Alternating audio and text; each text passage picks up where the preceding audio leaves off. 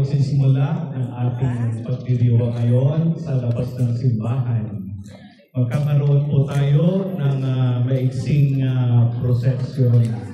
Ito po ay pagsasabuhay o pagsasadula ng si Jesus ay pumasok sa Jerusalem.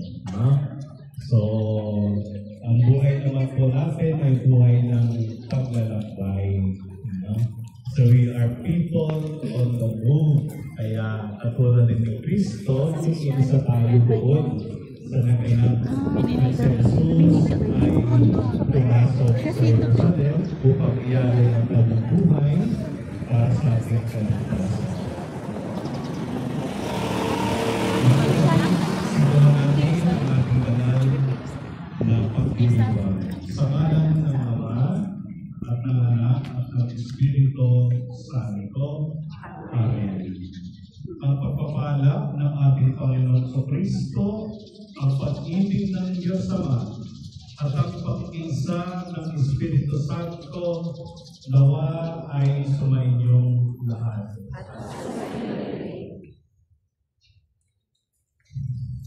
Mga minamahal na kapatid, 5 linggo na tayong naghahanda ng sarili para sa pagdiriwang ng Pasko ng pagpapakasakit at pagkabuhay ng Panginoon.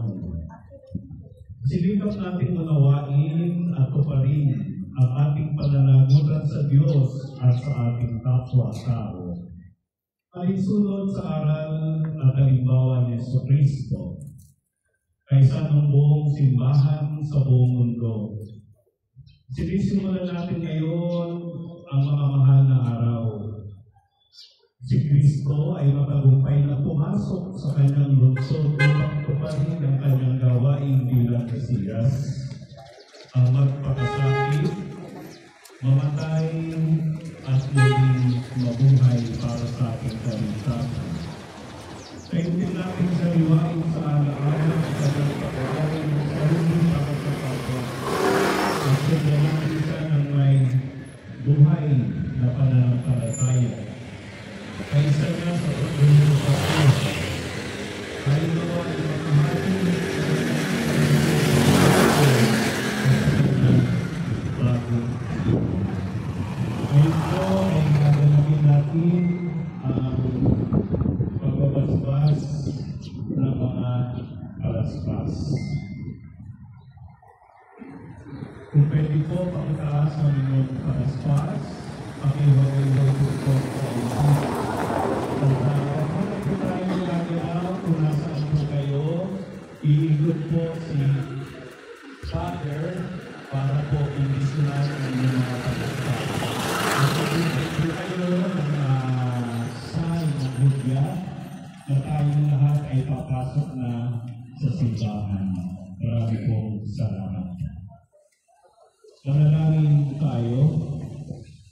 Ama naming mga pangyarihan, ang mga palaspas na ito ay iyong pabanalin at pagpalain upang sa masaya naming pagbubutin sa Mesiyas na aming haming, sa aming masundan.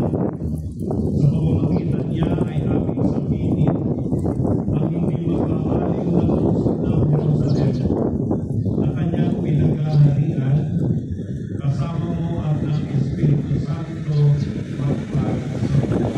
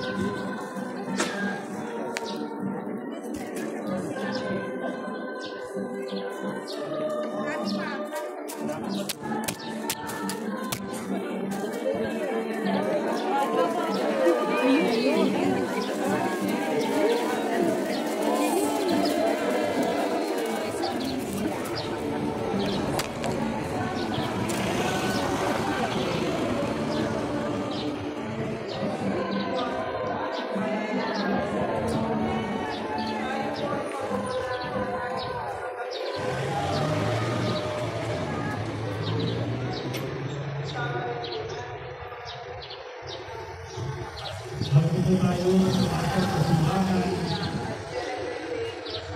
ay pakinggan mo na natin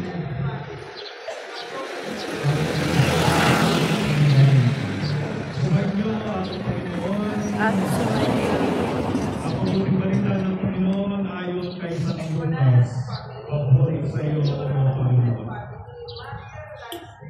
Nagpauna sa Jesus patungong Jerusalem, nang malapit na siya sa Betfage at Betania, sa bundok na kung tawagin bundok ng mga Olivo, pinauna niya ang kanyang dalawang alagad, sinabi niya sa kanila, pumunta kayo sa susunod na ayon, sa pagpasok doon ay matapagpapagpapag ang isang bisirong aso na katali, hindi ba ito nasasakyan ninuman? Palagin ninyo ang dalhin nito, kapag may tanong kung bakit iyo nilala, sabihin nyo kailangan ng Panginoon. Kaya tinatawag ng pag-asa at pagkakuan na nila ang asmo. Ayon sa sinabi sa kanila ni Jesus. Samantalang kinakalang nila ito, tinanong sila ng may-ari, bakit niyo kinalagian? Kailangan ito ng Panginoon, tugon nila. Dinala nila kay Jesus ang asno. At patapos, isapin sa likod nito ang kanilang mga balaban. Siya ay pinasakay nila, nagpatuloy sa Jesus sa kanyang paglalakbay, at sa kanyang daraanan na may nilatag ng mga tao kanilang mga balaban. Nung malapit na siya, palusot na sa libis ng bundok ng mga Olivo, nagsigawan sa galak ang buong pangkat ng mga alagad, at malakas na nagpupuri sa Diyos. Dahil sa mga kababalagang nasaksihan nila. Ang wika nila, purihin ng bari na dumadating sa aming Panginoon. Ang kayapaan sa langit, purihin ng Diyos. Sinabi sa kanya ng ilang Pariseo kasama ng karamihan, Bro, gawain mo nga yung mga alagad. Sumagot siya. Sinasabi ko sa inyo, kapag tumahimik sila, ang mga batula ang sisigaw.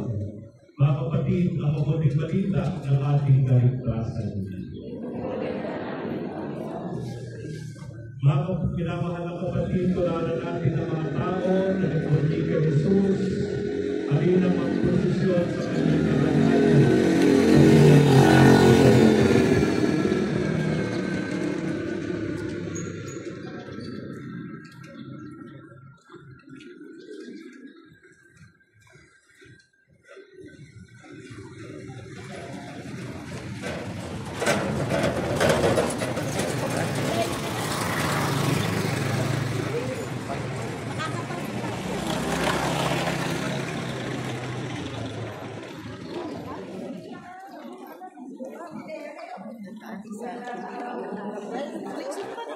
Simba na kami kanina.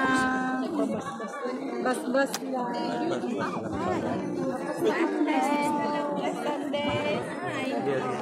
Papalaspak. Siya na si Dito ako na si Aliba na sa may ano. Morning. Ano oras lang mo? Kaya sa alas 8. 9:30.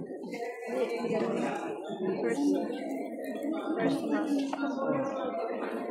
Oh, Sister Baby, asan si Sister Baby? Oh, may apaka na dito ah. Oh, mataas yan. Mataas. Papanisok na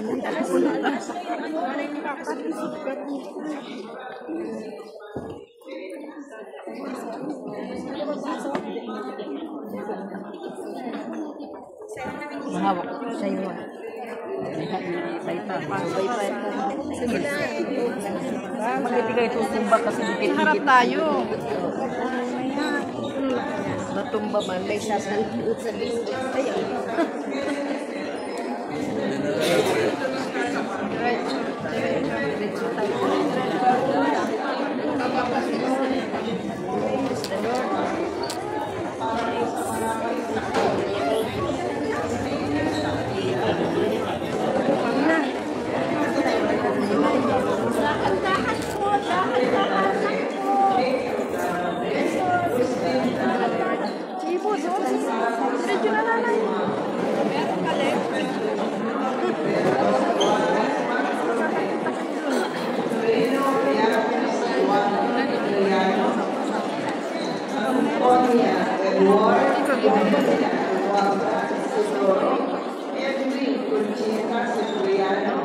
Maria Belén, Maria